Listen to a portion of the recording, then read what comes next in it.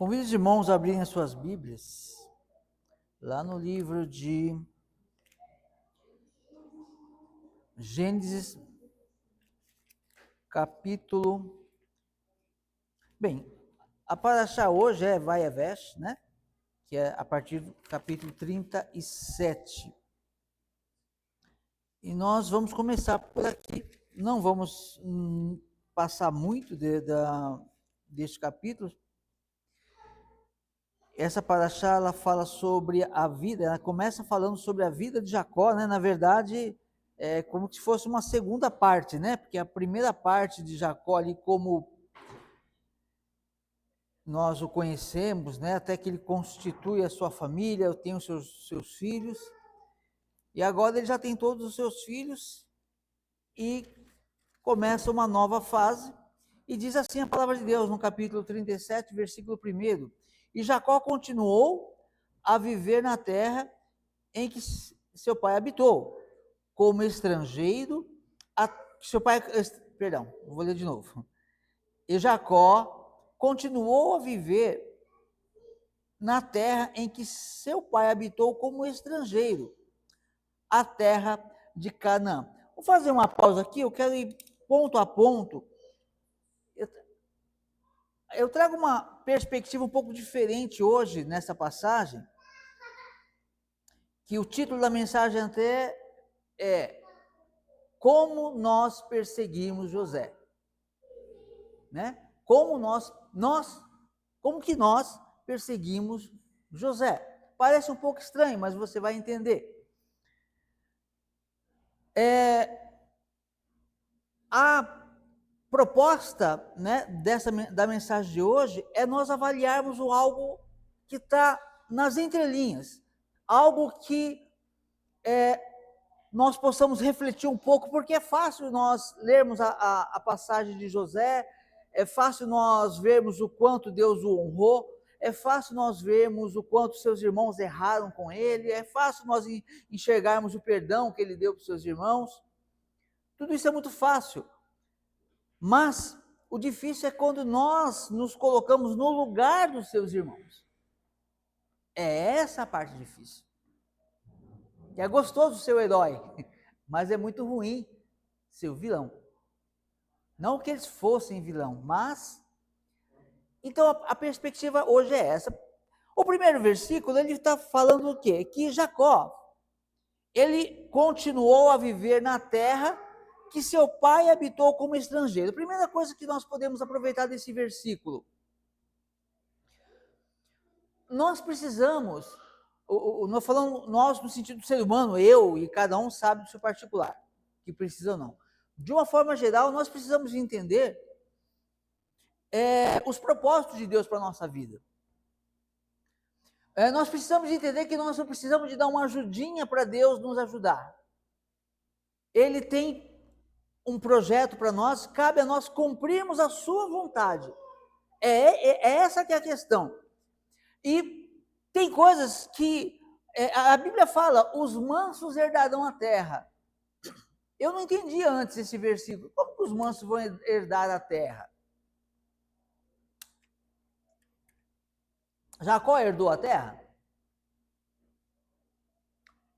O Moisés, a Bíblia fala que Moisés foi o homem mais manso da terra, não é?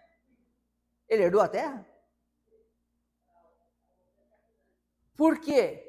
Porque existe um propósito, só que ele sabia que tinha um propósito. Moisés não morreu frustrado. Ele sabia, e ele sabe que ele vai voltar. Ele sabe que não estava pronto ainda, não era o momento.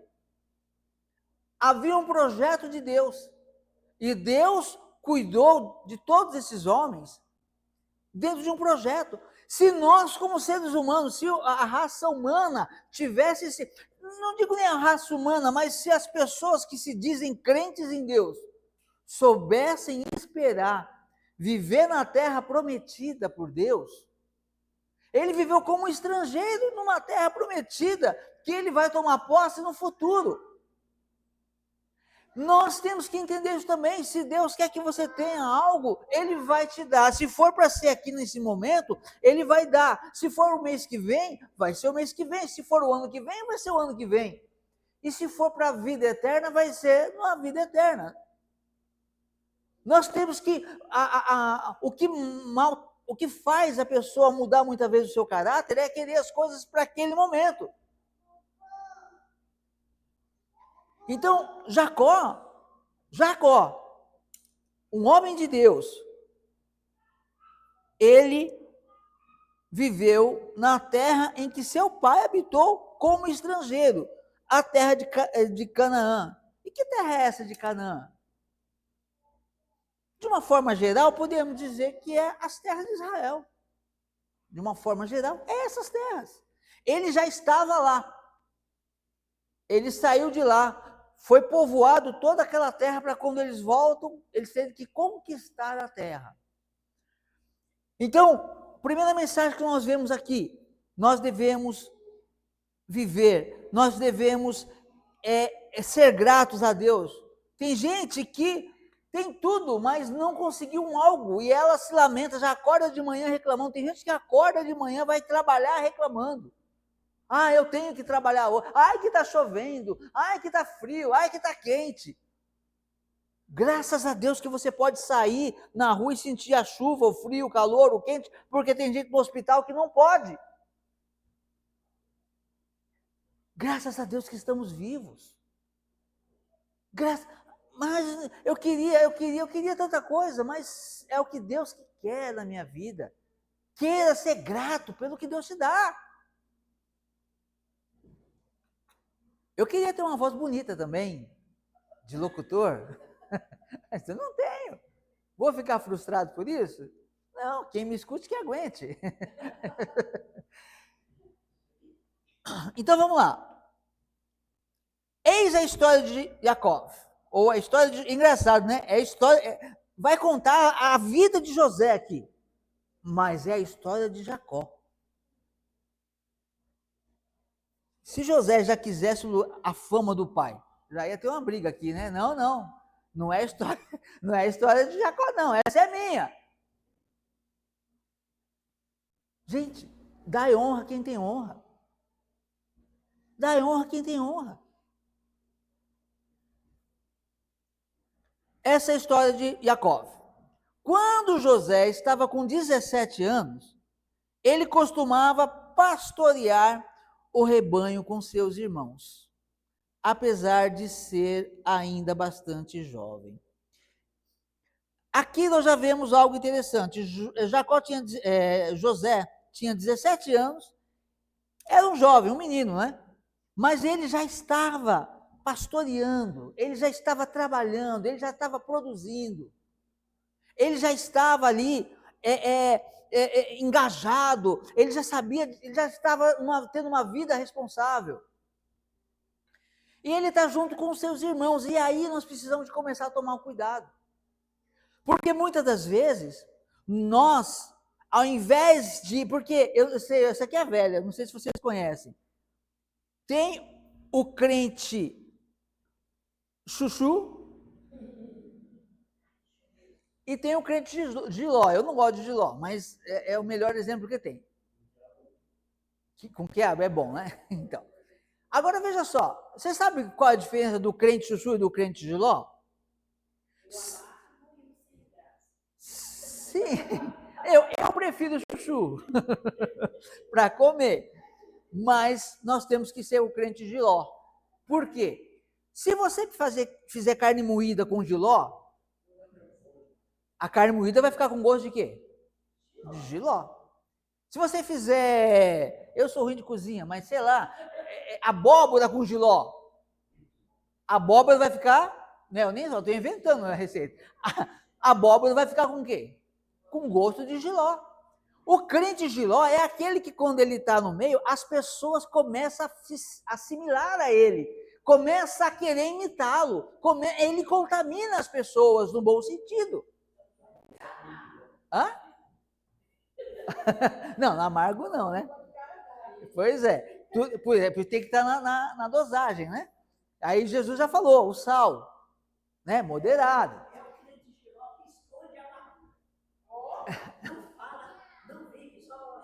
Isso.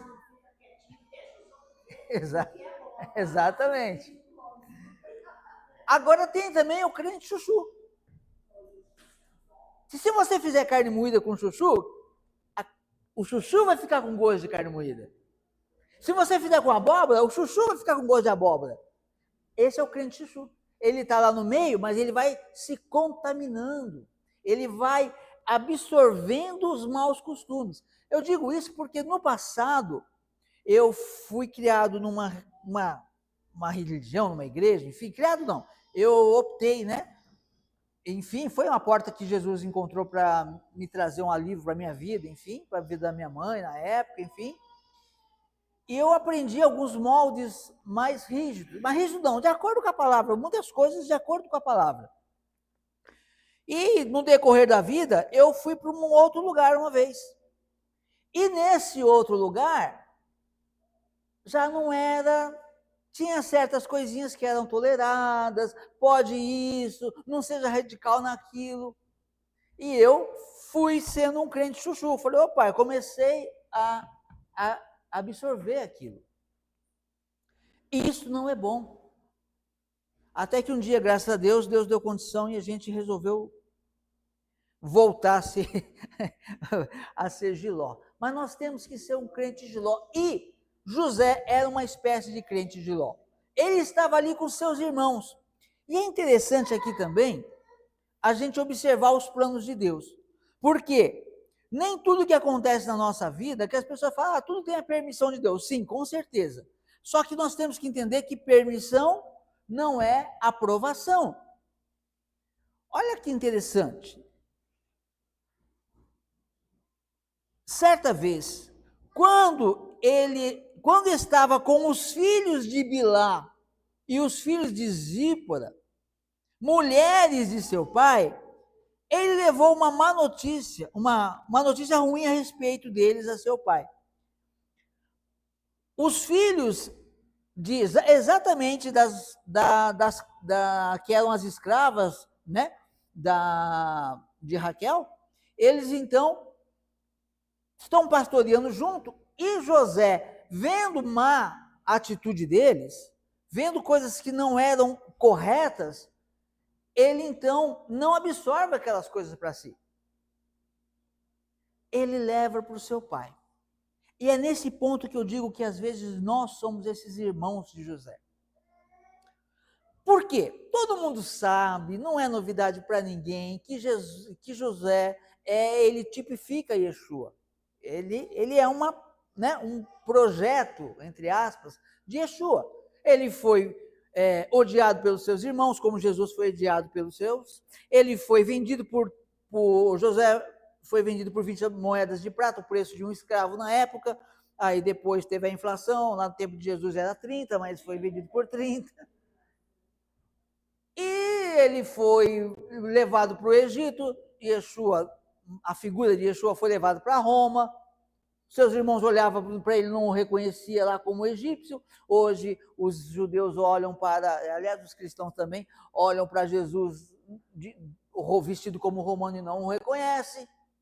Ele é uma tipificação de Yeshua. E aqui, o que acontece? Yeshua, ele é a palavra de Deus. Todos concordam com isso? Ele é a palavra, ele é a Torá. E quem é que nos mostra o nosso erro? É a Torá. É a Torá. Através do Espírito Santo. O Espírito Santo que nos convence do pecado, da justiça e do juízo.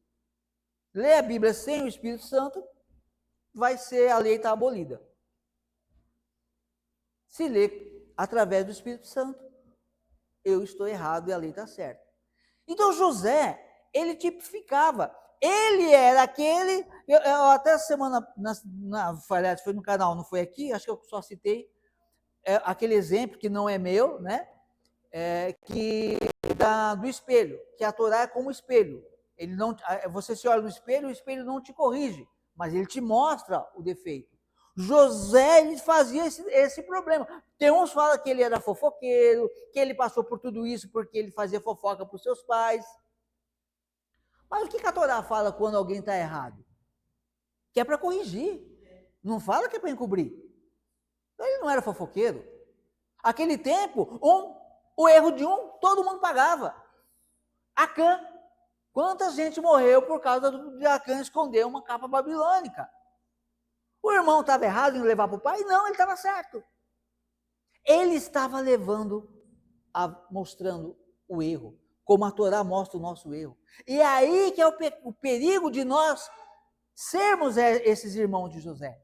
Quando nós negamos a lei de Deus, quando nós... hoje aqui nós temos a consciência de que a lei de Deus ela é válida, ela é viva e eficaz. No passado não sabíamos disso. Mas mesmo entre nós, às vezes nós cometemos coisas que não é para fazer. A Bíblia muitas vezes mostra para nós aqui, a Torá diz para não fazer isso, e a gente fala, não é bem assim, não, mudou. Mas a Bíblia, a Torá está falando, não faça. É como se nós estivéssemos sendo como os irmãos de José. Eu amo a igreja, eu amo estar na Bíblia, eu amo os irmãos, eu amo a comunidade, mas aquilo que eu não quero mudar, ninguém pode falar para mim. Se a Vitória falar para mim que eu estou errado numa coisa, eu vou ficar com bronca da Vitória. Quem a Vitória pensa que é? Só porque ela é filha do pastor? Não é possível. Entendeu? É aquela coisinha. Às vezes, nós agimos como os irmãos, porque nós não agimos como a palavra de Deus deixou estritamente orientado. E aí a gente já chama o outro de hipócrita, já chama o outro de santarrão, já diz que ele quer aparecer, que ela quer aparecer. E José, ele levava essas más notícias, ele apontava o erro dos seus irmãos para o seu pai. E os seus irmãos, ao invés de se corrigirem, eles odiavam a José. Muito bem.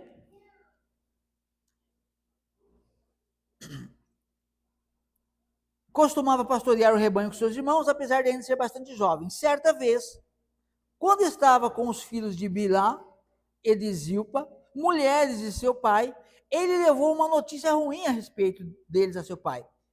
E Israel, Jacó, amava Yosef mais do que aos outros filhos, pois ele era o filho de sua velhice, né? Entre aspas, uma das suas últimas obras, né? Ele era o filho de sua velhice e fez para ele uma túnica de mangas compridas. Aqui eu acho muito interessante também.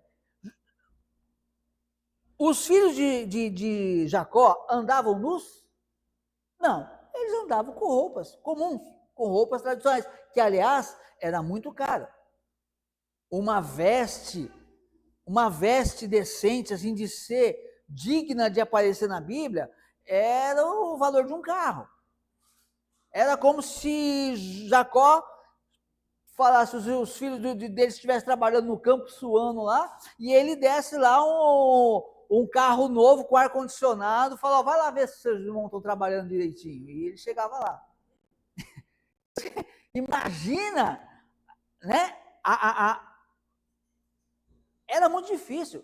O que Jacó, essas vestes que Jacó prepara aqui para ele, era uma veste de realeza, digna de realeza.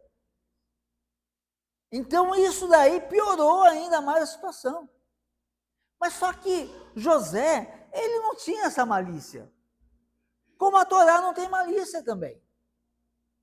A Torá, não como, né? Não estou comparando, mas estou dando um exemplo. A Torá, ela diz aqui o que é certo e o que é errado. Se eu quiser for ler o jeito que é certo de fazer e fazer errado, ela não me impede. Mas ela me acusa.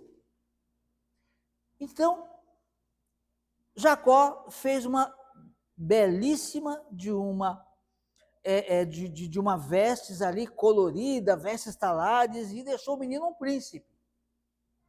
E ele então vai. Mas você sabe o que isso me lembra também? Que das obras que Deus fez no mundo, dos 7 dias, primeiro dia, Deus separou os céus e a terra, né? Fez a separação do mar, enfim. Aliás, até falei no canal também, que eu acho que eu vejo uma briga muito grande aí dos criacionistas com os evolucionistas. Porque os evolucionistas falam, não, o mundo tem mais de 200 bilhões de anos porque os fósseis dos dinossauros têm mais de 200 bilhões de anos. Aí, e os que não creem que Deus existe, os evolucionistas. Aí o criacionista, que é o que crê que Deus fez o mundo, fala, não, o mundo tem 7, 6 mil anos, ou no máximo 10 mil anos. Mas só que aí um não consegue provar que o outro está errado, mas... Aí eu pergunto para os irmãos, que dia que Deus criou a Terra? Deus criou o homem no 6º dia, correto? Que dia Deus criou a Terra? Domingo. É domingo, eu também pensava que fosse. Não, mas não. A Terra não foi criada no primeiro dia da criação. O pastor pode me corrigir depois, se ele tiver um argumento para me corrigir, fica à vontade, pastor. A Terra não foi criada há 6 mil anos atrás. A Terra já existia. O que acontece a palavra bará, ela não é só criar do nada. Bará é reconstruir. Quando Deus, inclusive Isaías fala, tem uma profecia, que Deus vai, a terra vai ficar sem forma e vazia, e que Deus vai renová-la. Quando a Bíblia fala lá, ó, quer ver? Lá em Gênesis 1,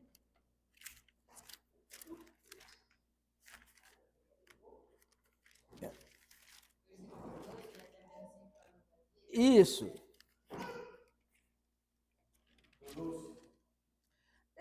Versículo 2, né? A terra era informe e vazia, havia trevas sobre a face da profundeza e o Espírito de Deus pairou sobre a superfície das águas.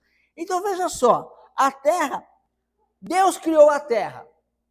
Vamos pegar um exemplo básico. Você pega um pelote de barro e tem lá, nem sei como chama aquela roda para fazer o vaso lá, quem assistiu o Ghost deve saber, que fazia lá o vaso lá no doleiro. Se eu, que tenho muita habilidade com barro, só de encharcar os pés, se eu pegar um monte de barro daquele, colocar na roda e ficar mexendo 2 horas, sabe o que vai acontecer no final?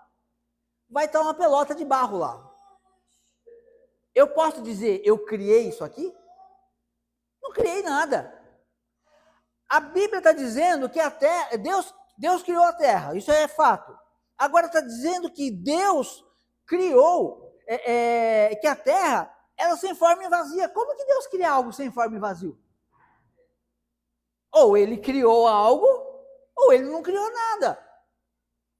Ou seja,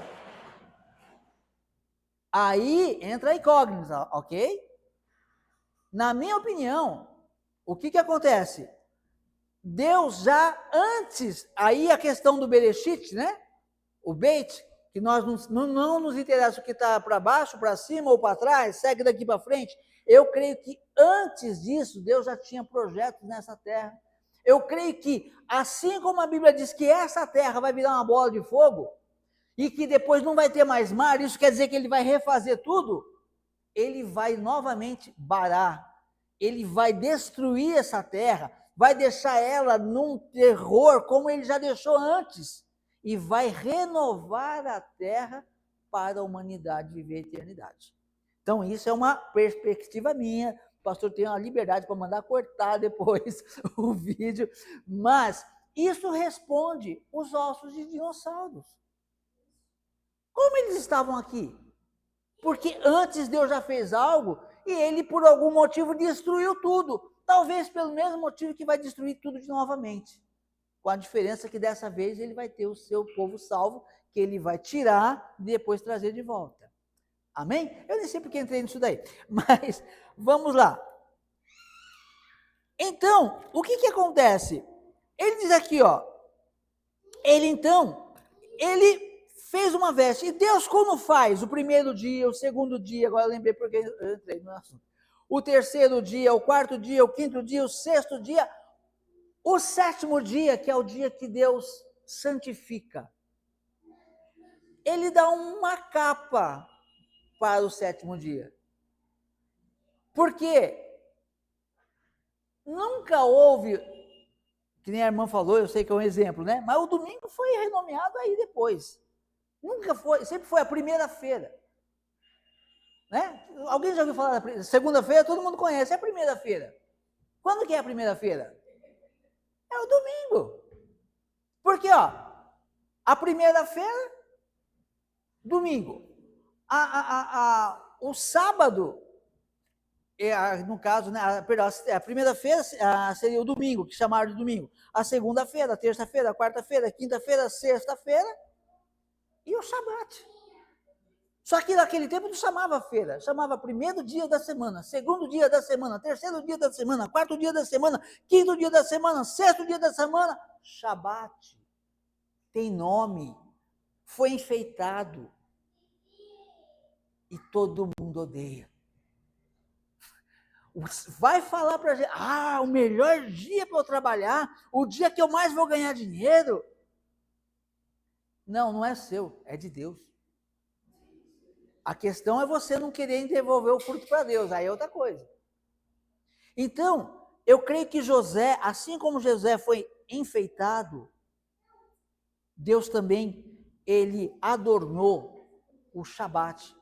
E é um dia que as pessoas, que o religioso odeia. E odeia. Muito bem. Quando seus irmãos perceberam que seu pai o amava mais do que todos os seus irmãos, começaram a odiá-lo e chegaram a ponto de nem conversar com ele de uma forma civilizada. Yosef teve um sonho e contou a seus irmãos, e isso fez com que eles o odiassem mais. Ele era tão simples na cabeça dele, não tinha maldade, ele não via o risco que ele estava correndo, né? E ele lhes disse: ouçam enquanto conto a vocês a respeito do meu sonho. Nós estávamos amarrando feixes de trigo no campo, quando de repente meu feixe levantou-se sozinho e ficou em pé. Então seus feixes aproximaram-se, reuniram-se em torno do meu e prostraram-se diante dele. E seus irmãos retrucaram: sim, com certeza, você será nosso rei. Você fará o grande trabalho de mandar de nós. E eles passaram a odiá-lo ainda mais por seus sonhos e pelo que ele disse.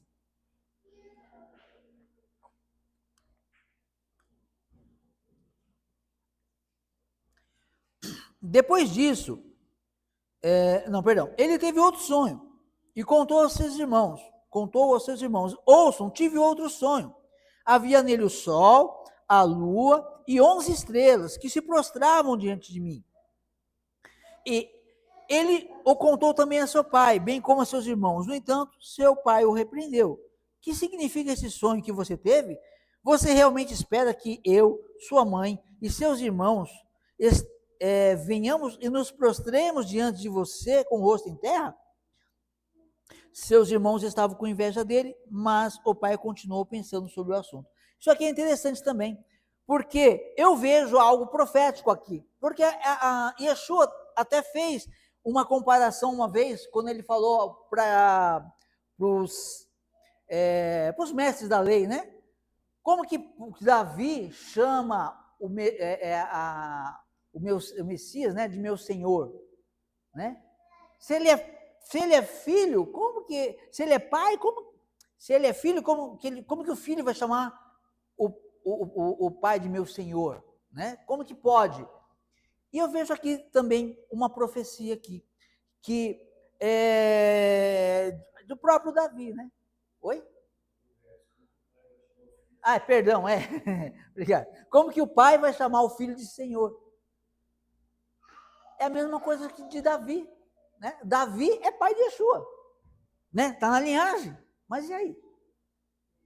Ele se dobra, e nós nos dobramos também. Ok. Depois disso, quando seus irmãos haviam levado as ovelhas de seu pai ao pasto em Siquém, Israel perguntou a Iosef, seus irmãos não estão pastoreando as ovelhas em Siquém? Venha, vou enviar você a eles. Ele respondeu, estou aqui. Disse-lhe Israel, vá agora, veja se está tudo bem com seus irmãos e com as ovelhas, e venha fazer-me um relato. Assim ele o enviou do vale de Hebron, e ele seguiu até Siquém. Isso aqui faz um paralelo com a parábola que Yeshua contou do homem que ele construiu um lagar, ele plantou uma vinha, construiu um lagar, edificou uma torre, e depois ele arrendou para os homens trabalharem na sua vinha com uma condição. Vocês vão trabalhar na minha vinha, mas a minha parte vocês vão me trazer de volta.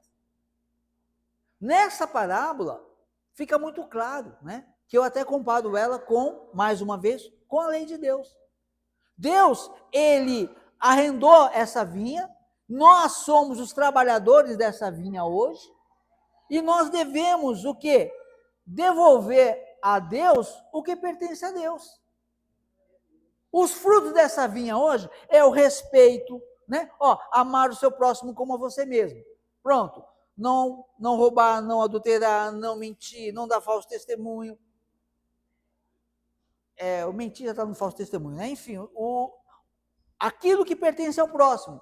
Isso geralmente todo crente decente faz, né? Nem todo crente, não vou dizer, mas todo crente decente, espiritual, ele vai fazer. Mas aí tem os frutos que pertencem a Deus. E quais são os frutos que pertencem a Deus? Os 5 mandamentos, os primeiros mandamentos. E entre esses 5 primeiros mandamentos, o quarto é o Shabat, guardar o Shabat. E aí é onde as pessoas defraudam o rei. É aí onde as pessoas defraudam a Deus. Ao invés dela entregar para Deus, ela retém, fala, não, é muito precioso para mim. Eu não vou deixar o que eu tenho, que eu gosto de fazer, porque é Shabat. Não, já foi abolido. Não, não é bem assim. Não, eu guardo do meu jeito. Quando Yeshua vem, ele é o próprio filho da parábola. E de longe as pessoas falam, vem, vamos matá-lo e tomar posse. Tomar posse de toda a terra. Foi isso que a religião fez com Yeshua. Primeiro os romanos mataram eles, porém Deus o ressuscitou. Mas a herança ficou. E aí eles matam, entre aspas, Yeshua de novo, como? Sendo Yeshua a lei de Deus, ele veio para ensinar as pessoas como devem viver, como ser um servo de Deus, e as pessoas, ele vem vindo, vamos abolir a lei dele. Vamos tirar o talite dele, vamos colocar o manto vermelho. Vamos tirar o Shabat, vamos colocar o domingo. Vamos tirar a lei, vamos colocar a graça fora de contexto. E aí, eles matam o Yeshua espiritual, o Yeshua da lei, no coração das pessoas. E as pessoas vivem como se não tivesse lei. Lá vem vindo a lei, vamos acabar com ela e vamos viver só na graça. Eles viram o seu irmão chegando ao longe.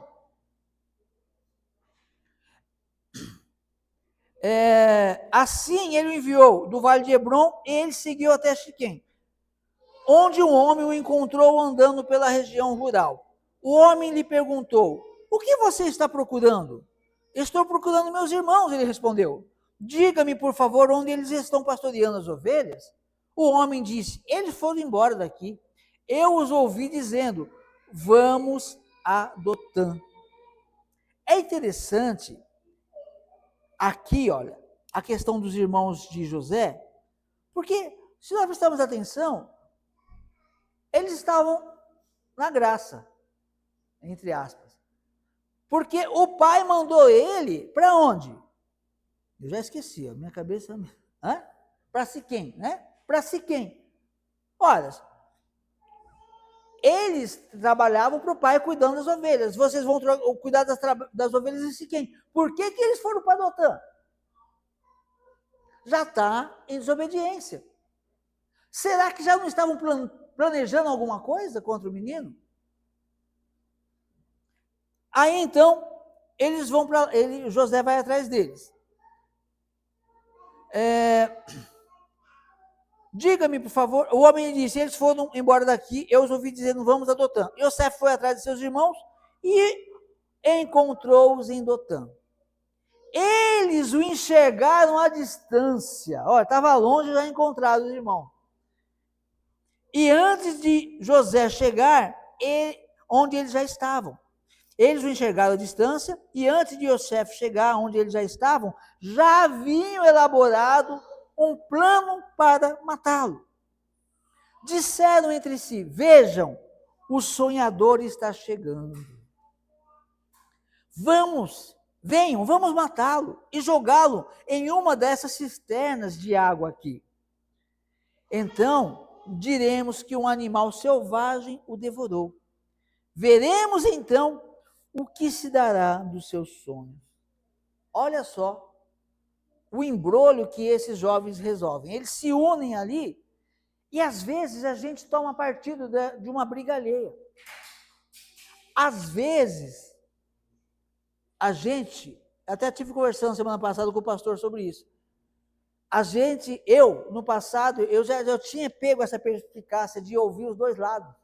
Só que eu acabei perdendo, eu preciso de recuperar. Porque, às vezes, a gente escuta uma história e acredita de pronto na pessoa. A pessoa te conta e diz, não é possível. É isso que fez. Às vezes já começamos a odiar alguém porque nós ouvimos uma história, mas nós não ouvimos o outro lado da história. Às vezes a gente toma partido e a gente então acaba sendo cúmplice até de uma maldade. Por quê? Porque a gente acaba defendendo alguém que está agindo errado. A pessoa está cega naquele objetivo e a pessoa ela se torna aquele crente chuchu, absorve. Esse é o grande problema. Todos os irmãos estavam envolvidos. Todos. Até aquele Rubem que quis salvá-lo. Aí ele tem um lapso de consciência ali, mas a coisa já estava tão evoluída que ele estava comprometido. Não se comprometa com a palavra que sai da boca de homens. Se comprometa com a palavra de Deus. Vou ouvir melhor. Deixa eu observar essa situação. Deixa eu conhecer essa situação melhor, se eu tenho que emitir algum julgamento, ou se eu tenho que estar do lado de alguém. Aí ele diz aqui, vamos ver o que vai dar os seus sonhos. Uma inveja terrível. Uma inveja. No entanto, quando Reuven, o Rubem, ouviu isso, ele o salvou de ser morto.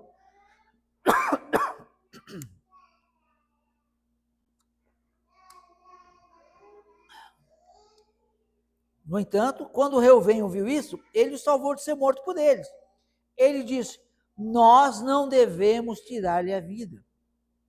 Não derramem sangue. Reuven acrescentou, lancem-no em uma das cisternas da floresta, mas não levantem a mão contra ele. Ele tinha a intenção de tirá-lo de lá mais tarde e levá-lo de volta ao seu pai. Esse rapaz, ele tinha um coração bom, mas foi contaminado. Assim, hoje, quantos jovens também têm um coração bom, mas já estão contaminados com alguma coisa? Se arrepende, busca, conversa, sai fora, evita certos amigos. Porque amigo para bagunça tem muitos aí, mas na hora que cai numa delegacia, não aparece nenhum.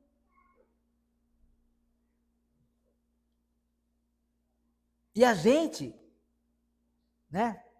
a gente tem que tomar cuidado também, para a gente não tomar parte, não fazer uma panelinha, né? A panelinha da igreja, isso seria muito ruim, né? Em alguns lugares tem, espero que aqui, eu creio que aqui não tenha, espero que não. Mas cria aquela panelinha. As pessoas, quando você começa a adentrar por um caminho mau, quando você começa a ser um chuchu, a absorver a coisa ruim, a tendência é só piorar. É só piorar. E às vezes, quando vai se arrepender, já tem um embrulho tão grande. E às vezes muda a vida da pessoa toda. Às vezes a pessoa tinha um futuro brilhante pela frente e ela toma uma decisão que vai arrebentar com a vida dela. Versículo 23. Por isso, quando Yosef chegou, o José, até onde estavam seus irmãos, eles, primeira coisa que fizeram, tiraram a túnica. Primeira coisa, já foram naquilo que estava com o foco do ódio. Aquela ira. E eu gosto de bater nessa tecla, vou voltar nela. É a mesma coisa que querem fazer com o Shabat. Tira o Shabat, não. Não me fala de sábado. Aí já é judaizante. Né? Ou então vai falar que é lá daquela igreja, que eu nem sei o nome lá, não lembro. Adventista, isso, aquilo. Já vai rotulando. Não. Eu não guardo Shabat por causa de Adventista, por causa de judaísmo, eu guardo Shabat porque está escrito na Bíblia. É por isso que eu guardo Shabat, porque está escrito, é a palavra de Deus. Uma vez um pastor trabalhava comigo, nós tivemos uma breve conversa, acho que eu já falei sobre isso aqui. Encontrei ele num plantão, aí ele conversou um pouquinho comigo, falei umas coisas para ele, aí depois eu encontrei um outro amigo meu, falou, encontrei o pastor Nandes, ele falou que você está louco. Estou louco mesmo. Então, é isso, as pessoas não aceitam. Por isso, quando Yosef chegou até onde eles estavam, seus irmãos, eles retiraram a túnica de mangas comprida que vestia, e o jogaram em uma cisterna. A cisterna estava vazia, não havia água nela. Então, eles se sentaram para comer sua refeição. Olha só que interessante. Olha o crime que esses rapazes estão cometendo. Agora, vamos comer a nossa refeição. Está tudo bem. Está tudo bem, não aconteceu nada. Porque no mundo deles, tudo, a base do mundo deles era o quê?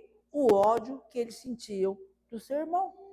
Essa era a base, essa era o motor, a mola propulsora ali da vida deles, era o ódio ao seu irmão. A inveja.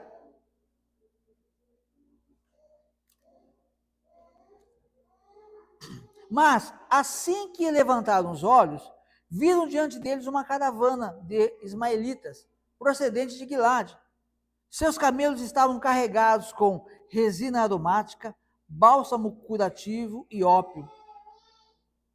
Eles trocaram seus irmãos por 20 moedas, eles deveriam ter pego o bálsamo, os curativos, quem sabe curava a alma deles, né? Não, mas eles foram no dinheiro, porque é interessante, por quê? Por que a Bíblia fala, explica o que importa, qual era a mercadoria que aqueles homens estavam carregando? Não importa. Aí ele diz assim,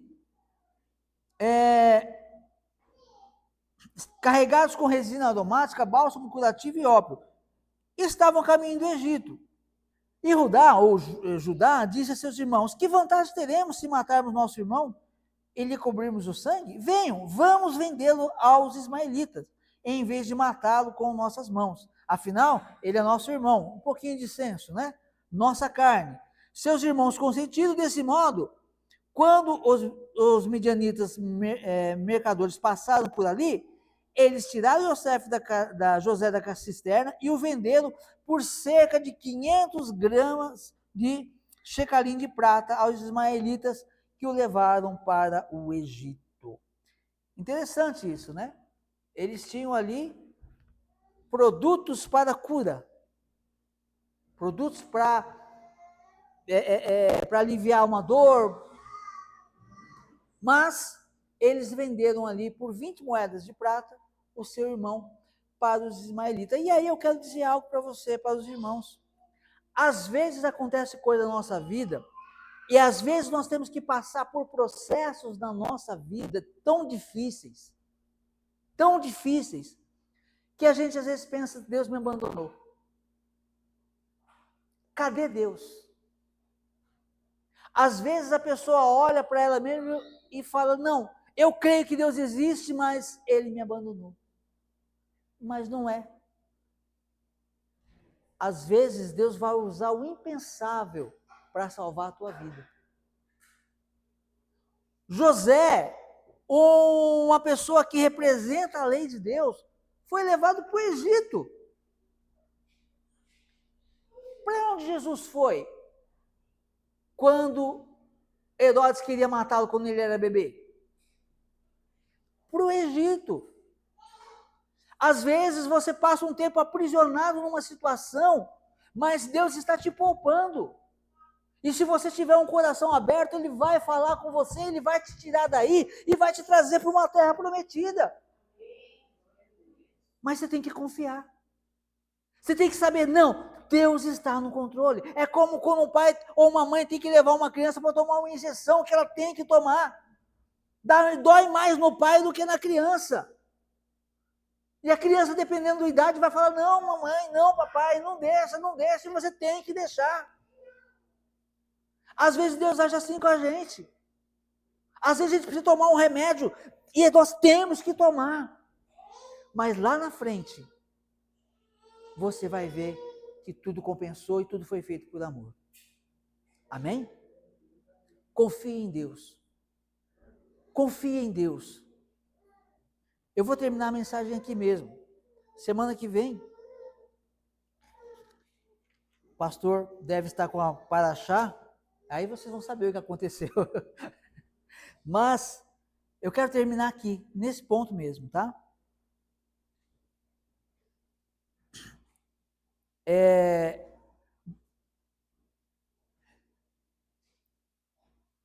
Que vantagem teremos se matarmos nosso irmão, ele cobrirmos o sangue? Venham, vamos vendê-lo aos ismaelitas, em vez de matá-lo com nossas mãos. Afinal, ele é nosso irmão, nossa carne. Seus irmãos consentiram. Desse modo, quando os midianitas mercadores passaram por ali, eles tiraram Iosef da cisterna.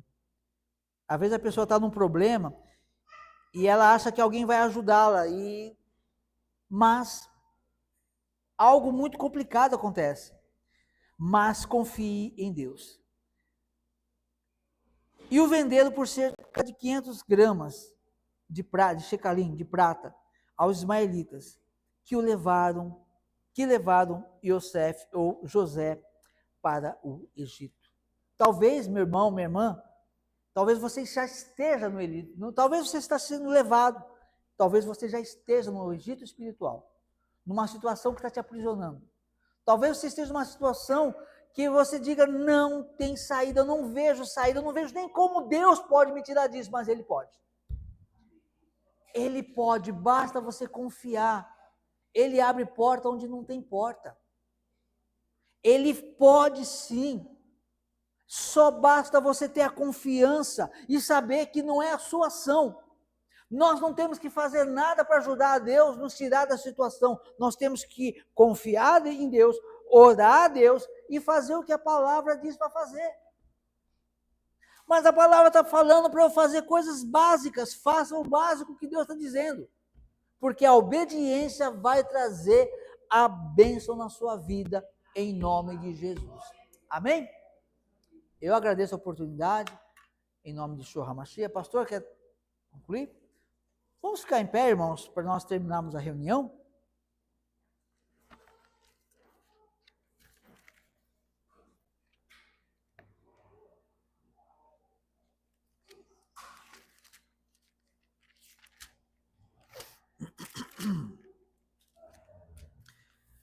Que o Senhor te abençoe e te guarde, que o Senhor levante o seu rosto sobre ti e tenha misericórdia de ti. Que o Senhor sobre ti levante seu rosto e põe em ti a paz. E varei errar Adonai veish mereha, e a era Adonai panaveleha viruneca, e sa Adonai panaveleha vai assim lerrar. Shalom. Deus abençoe a todos, em nome de Yeshua HaMashiach. Se alguém quiser oração, estamos à disposição.